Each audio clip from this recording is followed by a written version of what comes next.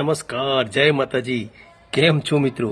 હું છું આપણું ગોપાલસિંહ ચૌહાણ લવાડ અને જણાવતા ખૂબ જ દુઃખ થાય છે કે ઉત્તમ અને મધુર વિવાદ હવે ચરમસીમાએ પહોંચી ગયો છે અને મારા પશુપાલકો અને ખેડૂતો ખૂબ આકરા પાણીએ આવી ગયા છે. એટલે સરકારને મારી નમ્ર વિનંતી છે કે 1-2 દિવસમાં આનો નિર્ણય લઈ લો. કોઈ પણ ભોગે દહેગામ તાલુકાના ખેડૂતો ઉત્તમમાં દૂધ નથી આપવાના, એ મનોમલ એમને સંકલ્પ કરી લીધો છે. એટલે મહેરબાની કરીને આમાં કોઈ રાજકારણ ના કરો અને સીધે સીધું મધુરમાં ઓર્ડર કરો. કારણ કે ખેડૂત છે, ખેડૂતનો કોઈ માલિક ના હોય, કોઈ નિર્ણય ના લઈ શકે ખેડૂતોને ક્યાં પાક આપવો, અનાજ ક્યાં વેચવું, દૂધ ક્યાં આપવું. એ ખેડૂતનો સ્વતંત્ર નિર્ણય છે, જગતનો તાજ છે.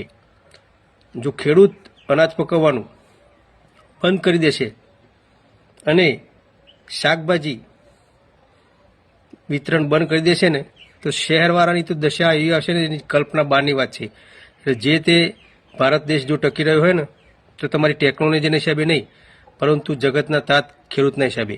એટલે દહેગામ તાલુકા પશુપાલક સમિતિએ તારીખ 19/3/2026ના રોજ દહેગામ બંધનું એલાન આપ્યું છે.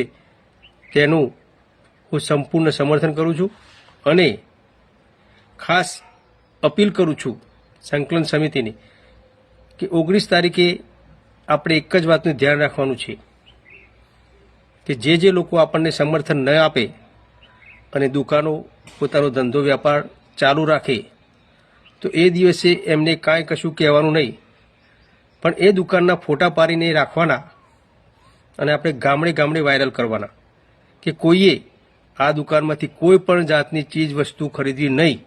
એનું એક જ કારણ કે તમે જો અમને ખેડૂતોને એક દિવસ સપોર્ટ ના કરો, તો અમને 365 દિવસ સપોર્ટ નહીં કરીએ. અને તમે ધંધાવાળા જો કોઈ ચાલતા હોય તો મારા દહેગામ તાલુકાના આજુબાજુના ગામડાઓના ખેડૂતોના હિસાબે જ તમારા ધંધા વેપાર ચાલતા હોય છે. તમે એવી હોશિયારીમાં નહીં રહેવાનું કે શહેરવાળા આવશે ને અમારા ધંધા ચાલશે. સાહેબ, શહેરવાળા તમારી દુકાનેથી કોઈ દિવસ કોઈ પણ વસ્તુ ખરીદતા નથી. એમને તો સીધું અમદાવાદ અને ગાંધીનગર દેખાય છે. માટે મહેરબાની કરીને વિનંતી કરું છું, હાલ તો વિનંતી જ કરું છું કે 19 તારીખે કોઈ પણ વ્યક્તિએ કોઈ પણ પ્રકારનો ધંધા રોજગાર વ્યાપાર ચાલુ નહીં રાખવો. અમે કાયદો હાથમાં લેવાના નથી, તમને કશું જ કરવાનું નથી. પણ મેં કીધું એમ સંકલન સમિતિને અપીલ કરું છું કે આપણા જેટલા પણ યુવાનો, ગામડાના ખેડૂતો ગામડાઓમાં શહેરમાં આવીએ અને બસ એક જ વસ્તુનું ધ્યાન રાખવાનું કે આપણને દુકાન ખુલ્લી હોય એનો મતલબ એ જ સમજવાનું કે આપણને સમર્થન આપવા માગતો નથી. બસ આપણે આ જ વાતનું ધ્યાન રાખવાનું છે. અને હા, ખાસ અપીલ કે એ દિવસે કોઈ પણ રસ્તા રોડ ઉપર કોઈ હોસ્પિટલ જતું હોય, કોઈ દવા લેવા જતું હોય, તો એને જવા દેવાનું, એને બિલકુલ હેરાન નહીં કરવાનું. માટે 19 તારીખે આપણું આ દહેગામ બંધનું એલાન છે એ સંપૂર્ણ બંધ રહેશે, 100% બંધ રહેશે.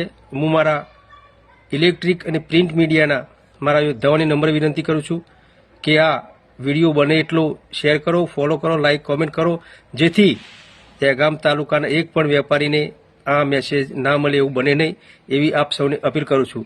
જય માતાજી, જય જવાન, જય કિસાન.